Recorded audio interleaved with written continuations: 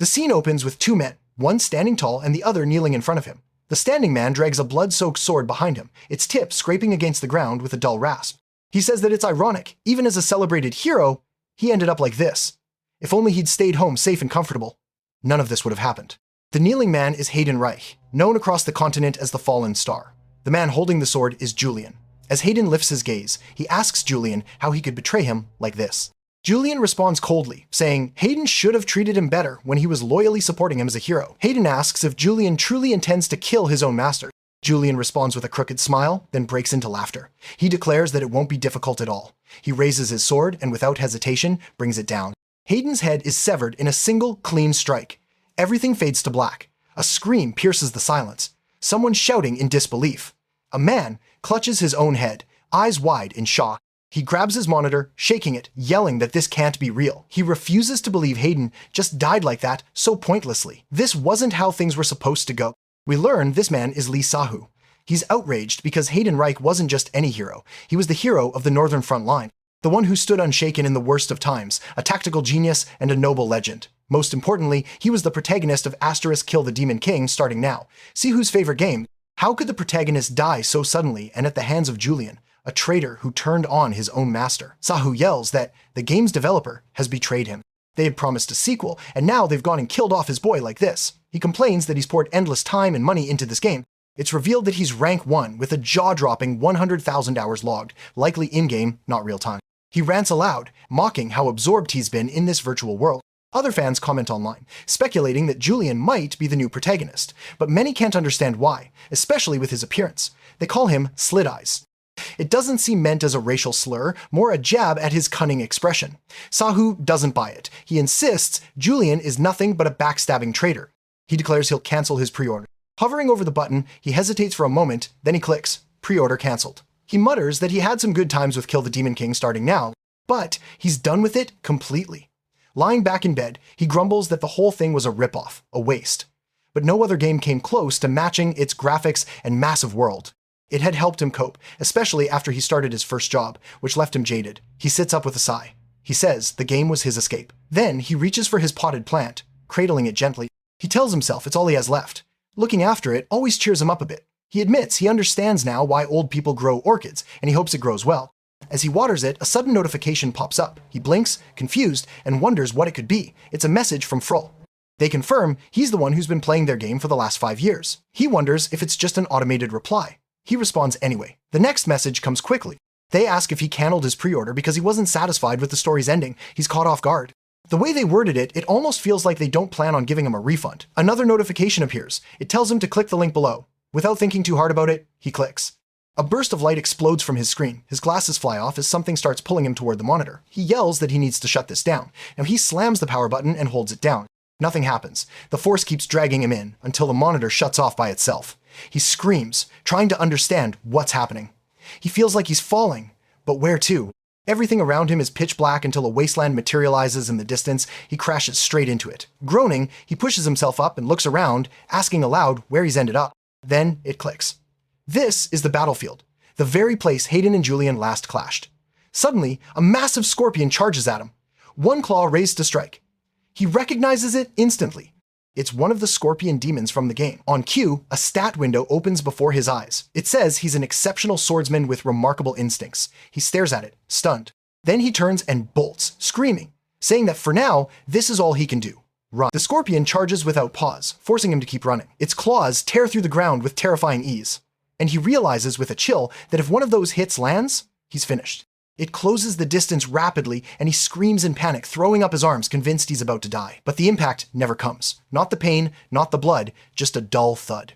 He blinks in confusion, wondering aloud why it doesn't hurt. The scorpion moves in for another strike, but he ducks under the attack and clenches his jaw. If pain isn't real here, he figures he might as well fight back. So he launches an uppercut straight into the creature's jaw. It staggers backward. His eyes widen. The hit actually worked. He's stunned, not just by the impact, but by how light his body feels, how responsive. Nothing like real life. Then it clicks. A message, one he hadn't seen before, flashes through his mind. Frammel had told him to change the story himself.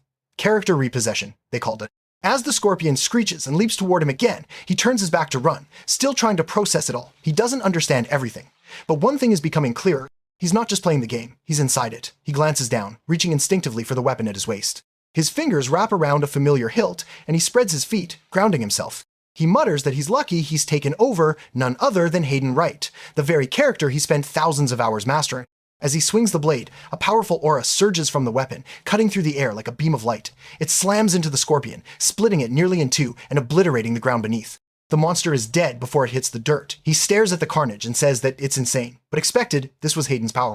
Looking down at his hands, he mutters that maybe, with this strength, he can rewrite the ending. Maybe he can stop Hayden from dying at Julian's hands. Maybe he can fix what he hated. Just then, a notification pings. He's earned a new skill, Crescent Slash. It's labeled as a common move, part of his swordsmanship foundation. But he frowns. This doesn't belong to Hayden's moveset. Something isn't right. A suspicion creeps in. He peels off his hoodie and glances at the blade, trying to catch his reflection. The face that stares back isn't Hayden's Dane. Silver hair, a blank emotionless expression, narrow slitted eyes. The status window confirms it. He's not Hayden, he's Julian Creppertone. He screams in disbelief, unable to accept the twist. He was supposed to be the hero, not the traitor. The window outlines Julian's traits. Demon King's vessel, exceptional swordsman, immaculate mana control, incredible instincts. All of it fits, but none of it feels right. The scene shifts to a lavish estate.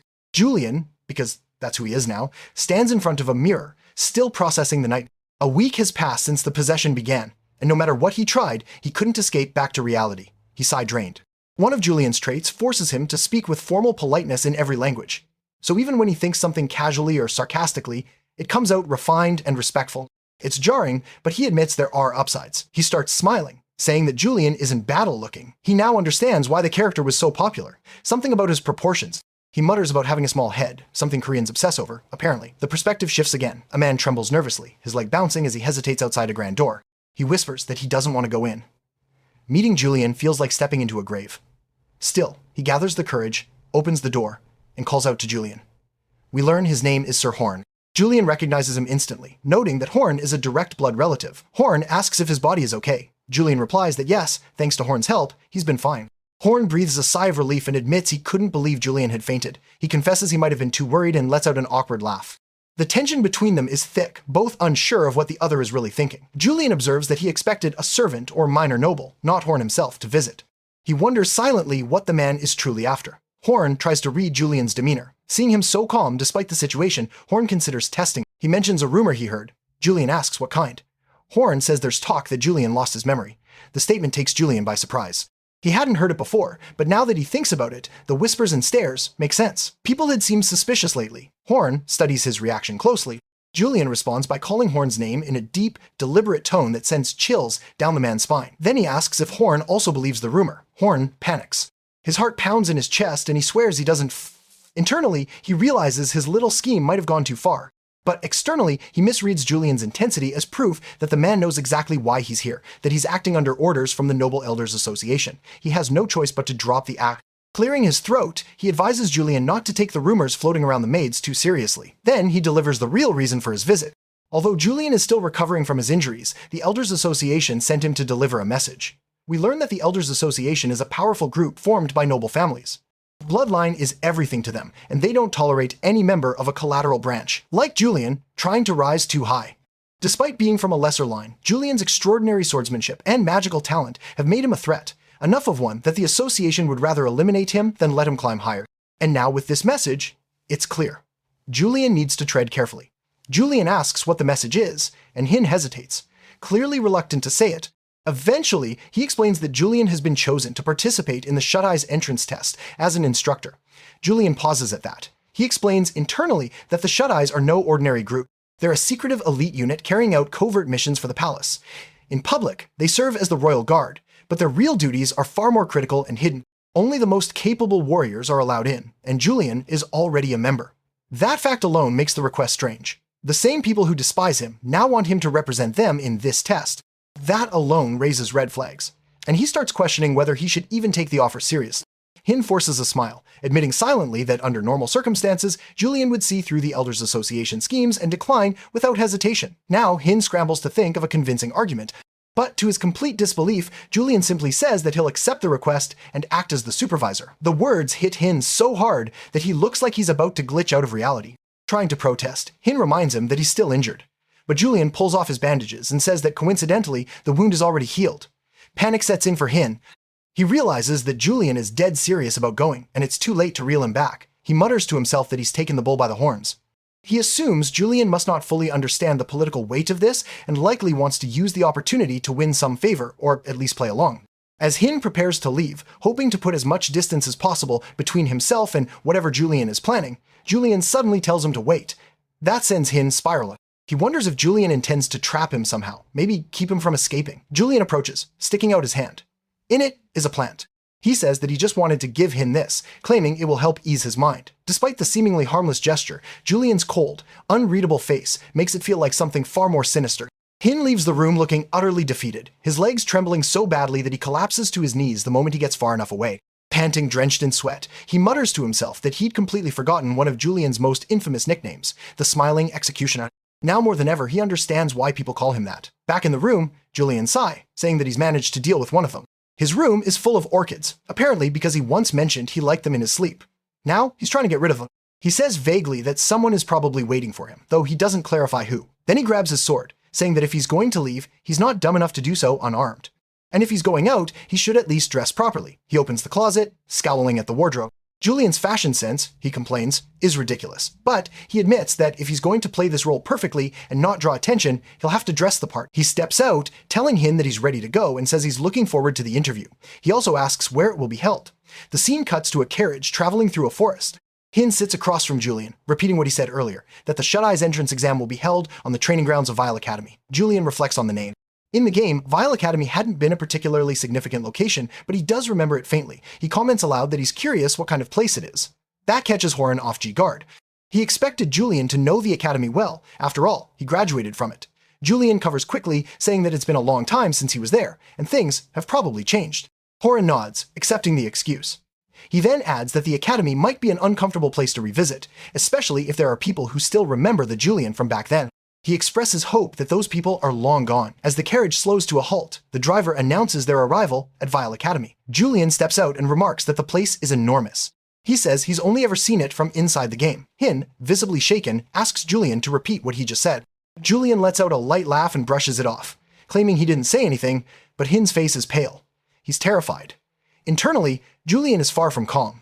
He admits to himself that no matter how advanced the game's graphics were, reality surpasses them. The textures, the weight of the air, the way people react, it's all sharper, more visceral. Hin, meanwhile, is convinced that Julian is plotting something. He wonders why Julian is acting so unreadable and sinister, and what scheme might be unfolding in his mind. Julian can tell that he's scaring him. He says that he actually feels bad about it. He then calls out to Hin again, startling him even more. Julian says that he can leave if he wants. He's grateful for the escort, but Hin responds that since he's already here, he wants to see how the test is conducted. Julian raises a brow at that. He says that he thought Hin couldn't wait to escape, so it's strange that he suddenly wants to stay. Then, something catches his attention. There's a strange dark haze hovering above Hin, an ominous energy he hasn't sensed before. It doesn't feel like mana, or at least not any kind he's familiar with. It seems more like an emotion, perhaps fear itself. He opens his status window and sees a passive trait listed. Extreme sensitivity to negative emotions directed toward him. The trait allows him to read those emotions based on the aura's color. He confirms it. The aura around Hin is thick with fear. Julian reflects on this. It makes sense. In the game, Julian was always unnervingly good at reading people's emotions. He could manipulate fear to paralyze opponents without ever drawing his sword. He provoked anger so foes would lose control and make critical mistakes. That talent, he realizes now, was rooted in this very trait. He thinks it through. If Hin is afraid but still choosing to stay, then the Ehlers' association must have sent him here to observe. They likely suspect that something is off and want to keep an eye on it. He knows they see Julian as a threat, a ticking time bomb with too much talent and not enough loyalty. His sudden rise combined with the rumors about memory loss would make this the perfect time for them to eliminate him. Julian can't let that happen. He has to survive. He needs to find a way back to the real world. Suddenly, someone bumps into him and immediately starts apologizing in a panic. The moment the person looks up and meets Julian's eyes, still carrying that naturally menacing look, he lets out a scream and falls backward in fright. Julian internally curses the reaction. Around them, a crowd begins to gather, murmuring. Whispers ripple through the students as they recognize him. They say that it's the royal family's crazed dog, and that the poor fool who bumped into him is as good as dead. Horan tries to de-escalate, urging Julian to calm down, saying the guy's just a kid. Julian hasn't even moved, but the fear is already doing the damage. Still, he gets it. He used to hate Julian too, especially after what he did to Hayden. And just like them, he can feel their emotions, a thick layer of fear, and beneath that, a pulsing heat of anger. He sighs inwardly. Why couldn't Julian have just been a little less terrifying? This kind of attention isn't good. If he becomes too conspicuous, it might blow his cover, or worse, get him targeted. He needs to shift the mood somehow. Then a woman's voice cuts through the tension. She greets him, and when he looks up, he finds her standing alarmingly close. Her presence is composed but forceful, and her face is familiar. He recognizes her immediately. Her name is Eileen Denishian, one of the core characters in the game. She's a brilliant mage, an instructor at Vile Academy, and affiliated with the Adrathan Empire's Mage Tower. She controls the metal element and has achieved 5th tier mastery, all by the age of 24. In the game's Academy arc, she was instrumental in guiding Hayden, offering him insight and advice, which makes her sudden friendliness with Julian all the more confusing. Julian rubs the back of his neck. He decides to play along and says to himself that maybe he can use this opportunity to ease the tension. But then something about her strikes him. Her aura, it's not fear, it's not anger, it's resentment, and that makes him pause. He wonders what Julian could have possibly done to someone like her. Someone powerful, respected, and not easily provoked. It puts him on edge. He knows she could turn him to ash if she wanted to. He needs to tread carefully, not make things worse. So instead of backing down, he leans into the role. He asks with a cold sharpness in his voice, who gave a halfling like her permission to speak to him. Her resentment radiates like a storm cloud, thick and bitter, but she remains silent. The air between them grows tense and awkward. Julian, meanwhile, is internally spiraling. He curses himself for what he just said. That wasn't what he meant at all. Not only did it fail to help, it made everything worse. He admits to himself that maybe he went too far. Still, stubborn and locked into the role of the cold villain, he doubles down. He reaches for his sword and sarcastically wonders if being a halfling also means she only hears half of what's said. Then, keeping up the act, he draws his blade and asks if she knows what kind of sound people make when they die. He takes a step forward, laughing to himself. He assumes she's scared now that he's regained control of the situation. And this intimidation might finally get her to back down. But that illusion shatters the moment she responds by unleashing a wave of mana. Her tone is cold, authoritative, furious. She says that drawing a blade in this setting, even for someone like him, is unacceptable. Attacking faculty and students is not just a personal offense. It's an act of violence against the academy itself, and she vows she won't forgive it. Julian immediately realizes his plan is falling apart. He'd hoped to spook her, not ignite an actual fight. But it's too late. She declares that he'd better prepare himself. She won't go easy. She moves first, dashing forward with precision and clapping her hands together, forming a spell mid-motion. Julian reacts fast, bringing his blade up and deflecting the spell downward. The resulting shockwave cracks the ground. He wonders aloud if they're seriously fighting now, but she doesn't wait for an answer. Furious that he had the audacity to glance away mid-duel, she shouts for the surrounding students to evacuate immediately. They hesitate at first, but her authority wins out. They begin to scatter.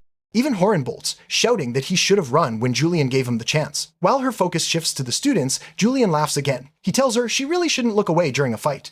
He charges forward, breaking through her barrier with a swift strike, and tells her that turning her back is a dangerous habit. Her face flushes with frustration and embarrassment. She throws her arms out, firing off another spell with raw emotion behind it. Julian ducks and weaves through the bursts of energy, retreating just far enough to reset. He says to himself that those attacks were no joke. She's actually trying to hit him hard. He notices something else too. She's panicking internally. She didn't mean for the attacks to be lethal, but he dodged them all effortlessly, just like the Julian she remembers. It shakes her. Her mind flashes back to the past, to a time when Julian had been someone else in her eyes, a model noble, the ideal. She remembers seeing him back then, surrounded by other students, laughing and shining with charisma. The girls admired him, some openly fawning over him. Even Eileen, just a freshman at the time, had been swept up in it. His looks, his manner, his confidence. It had all seemed so effortlessly perfect. She had stared from the hallway, gripping her book tightly. In Julian, she saw a symbol of hope, proof that even those from collateral bloodlines like her could be seen, could matter.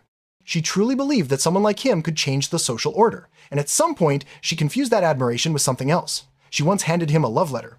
Her hands shook as she did it. He rejected her, and now, years later, that awkward memory still haunts her, like a private cringe reel looping in her head. Now, with her emotions spiraling, she gathers a powerful burst of mana and hurls it directly at him. He sidesteps at the last second. The spell smashes into the ground where he was standing. He winces, admitting that if he'd been a second slower, it would have been bad. He glances at her face, puzzled. Her cheeks are bright red. He wonders if she's truly that angry, or if there's something else behind it. But for her, it's simple. If she can just land one solid hit, maybe she can finally let go of the frustration and humiliation she's been holding for years. Julian realizes it's time to wrap this up. The longer this goes, the more attention they'll draw. With a flash of movement, he closes the distance behind her in an instant. Before she can react, he taps the back of her head with the hilt of his sword. just enough to let her know the fight's over. He says that they should stop messing around.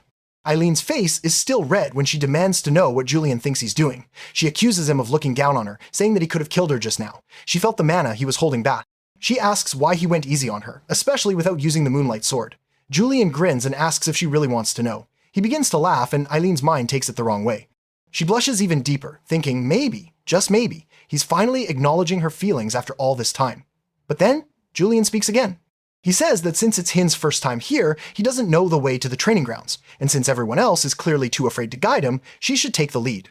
He calls her a halfling again, casually dismissing her emotions. Eileen's hopes crumble instantly. She realizes her thoughts were pure delusion, and she's stunned that the reason he held back was something so petty. Julian, meanwhile, starts walking ahead, still thinking aloud.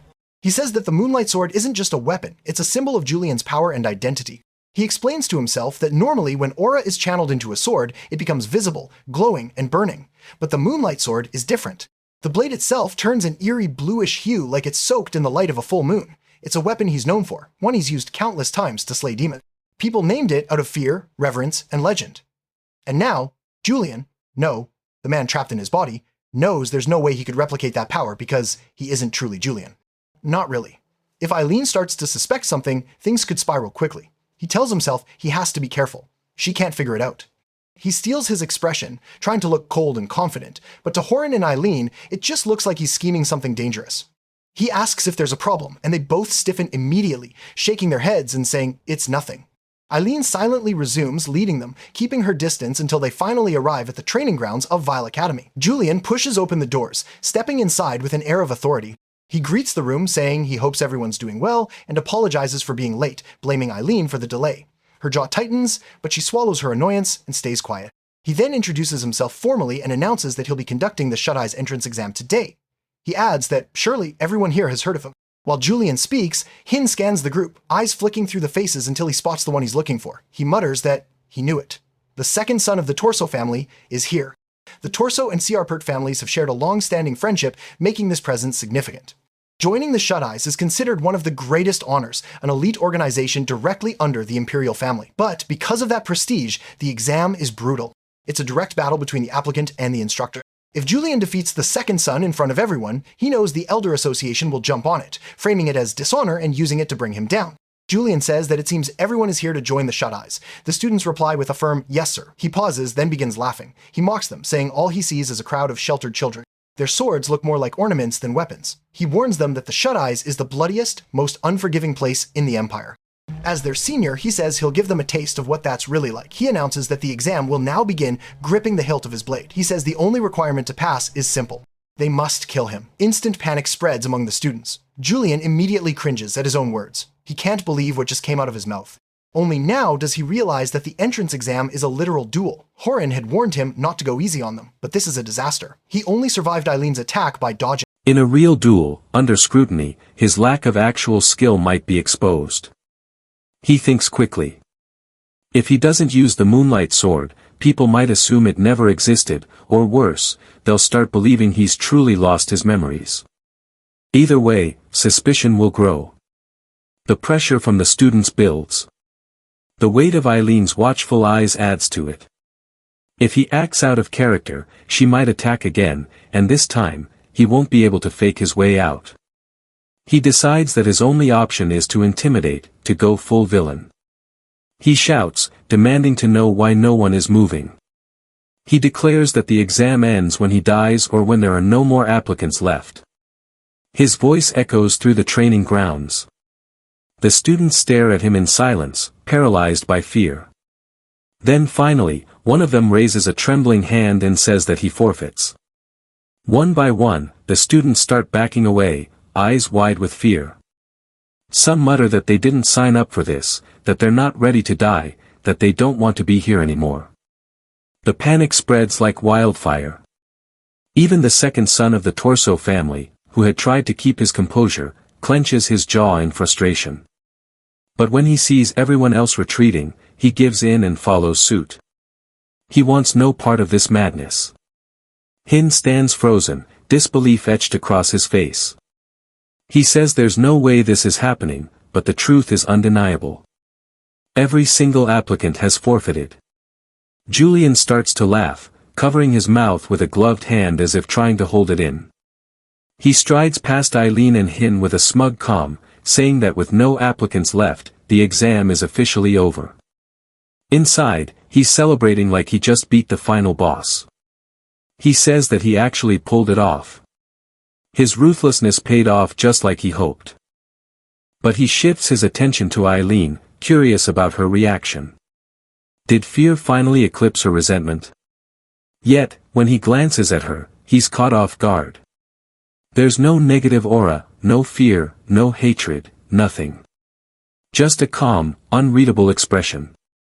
He narrows his eyes, wondering if something's wrong with his ability. Is it possible for his emotion-sensing trait to just shut off? Did it break? But then she speaks. She says what he just did reminded her of the past, of the old Julian, the one who avoided unnecessary bloodshed by intimidating his enemies instead of fighting them. Julian is completely lost. His trait only shows negative emotions, but whatever she's feeling now isn't showing up at all. He's left guessing. Later, back at the Shut Eyes base, Hin calls out to him and steps in front to get his attention. He says that Julian did good work today. Julian, though, has something else on his mind. He places both hands on Hin's shoulders and stares at him. Instantly, Hin's knees nearly give out. Fear overtakes him like a wave crashing down. He stammers, asking what's wrong. Julian brushes it off, saying that it's nothing, that Hin was the one who worked hard today. In truth, he was just confirming if his ability still worked, and Hin's reaction gave him his answer. Then another voice bursts in loud and enthusiastic. Someone yells Julian's name with admiration, saying that his performance at the exam was incredible. Julian turns and asks who the hell he is. The man introduces himself as Lazareth. He says it's an honor to meet Julian and explains that he handles administrative duties at the academy. Then, without taking a breath, he says that the rumors about Julian's memory loss must be false. How else could he have wrapped up the exam without even drawing his sword? Julian is stunned by how much this guy can talk. Lazareth continues saying that even though the second son of the Torso family was among the applicants, Julian still didn't go easy. He says it was impressive and totally expected of him. Hin cuts in, surprised and sharp, asking if Lazareth is implying that the second son of the Torso family failed the entrance exam. Lazareth quickly backpedals, saying that's not what he meant, but the damage is done. Horan scowls, furious.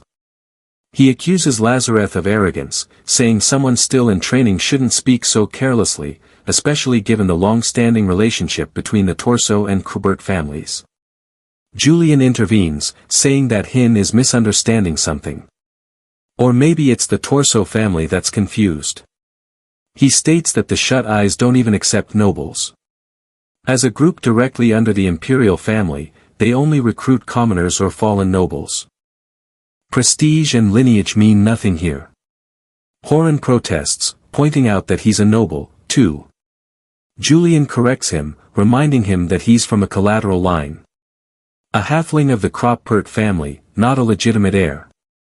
That makes him a loyal hound of the Empire, not a Krard. Julian explains further, if the Torso family's son took the exam, knowing full well he wouldn't pass the second screening, then either the family was trying to teach him a lesson through failure or something else was going on entirely. Maybe this whole exam was a setup from the beginning. Hin starts to tremble. He asks in a low voice if that means Julian knew all along, that he let himself be dragged into this trap even though he was aware of what was happening. That he still brought them along. Julian says that there's no way that's true. Maybe it was just a simple misunderstanding. But the way Hin won't even look at him now tells another story. Julian watches him carefully and says that if it wasn't a misunderstanding, then it would be quite unfortunate for Hin. A short while later, he returns to his estate. The maids greet him at the entrance, bowing politely and welcoming him home. As he walks past them, one asks if he'll be having dinner tonight. He replies that he won't and adds a firm reminder not to let anyone into his office under any circumstances. They nod obedient as ever. The moment he steps into the quiet of his office, He sets his sword down on the table and lets out a long exhausted sigh. He mutters that judging by Horn's reaction earlier, the Elders Association definitely had something planned. It was a setup. He got through the day without being exposed, but luck like that can't last forever. Eventually, they might see through him, and if they do, there's no doubt he'll be thrown out of the Kreppert family. His eyes drift to the sword lying on the desk. The fact that he couldn't summon the Moonlight Sword during the exam still eats at him. That blade wasn't just a weapon. It was a symbol of Julian's terrifying dominance. If he could wield that power, he could stop pretending and actually overwhelm anyone who tried to oppose him. The thought makes him clench the handle.